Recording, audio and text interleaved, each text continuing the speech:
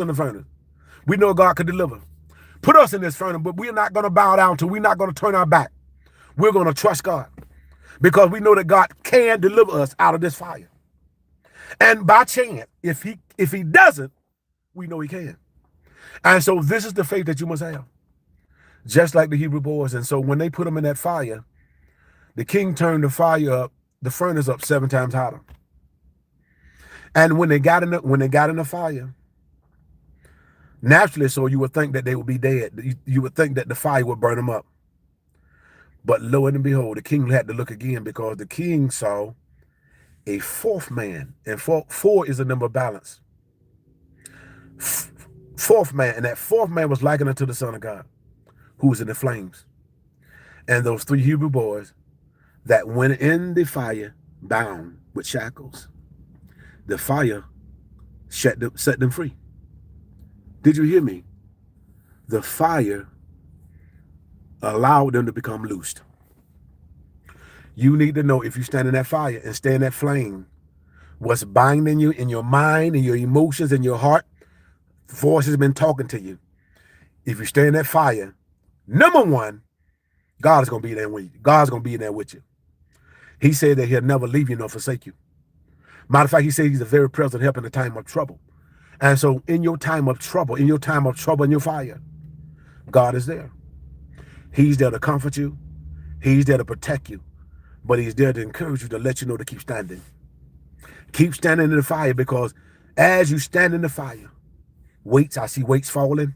As you stand in the fire, I see diabetes drying up. As you stand in the fire, I see high blood pressure going down. As you're standing in the fire, I see the circulation of blood begin to flow and flow and flow all through your body. As you keep standing in the fire, I see your mind being untied. There's like a knot. There's like a Boy Scout knot in your thoughts, in your mind. It appears as though the more you think, the more your mind becomes confused. The more your mind becomes twisted. The more your mind becomes tied in a knot from thoughts, trying to figure it out, trying to find or make sense of it, but you can't. And so, but I see God going in your mind. I see God going in your situation and unlocking your thoughts, unlocking what the enemy has put booby traps in your mind. The enemy has put booby traps in your heart as you walk, as you go, for them traps to explode. But God, I can see the hand of God exposing the trap. I can see the hand of God exposing the ambush. And he's causing your mind to become free. He's causing your heart to become free.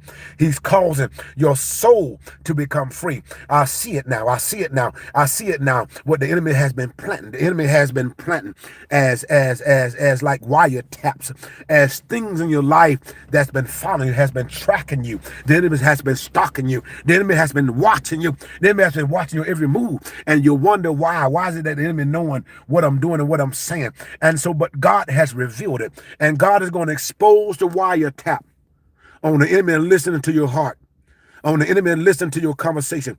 God is removing. God is removing the blockage. God is removing the voices. God is moving the familiar spirit. God is removing the witchcraft. God is removing the hurt. God is removing the pain. God is removing the waywardness. God is removing the root of witchcraft. There's some of that listen to me. The enemy has been planting seeds of witchcraft, seeds, goofy dust, all kind of wicked and evil stuff. See, but God has exposed it, and God is plucking it up. God is removing that root of hate, that root of jealousy, that root of bitterness, that root of pride, that root of waywardness, that root of disobedience that turn into the spirit of witchcraft. God is removing it now. God is setting you free.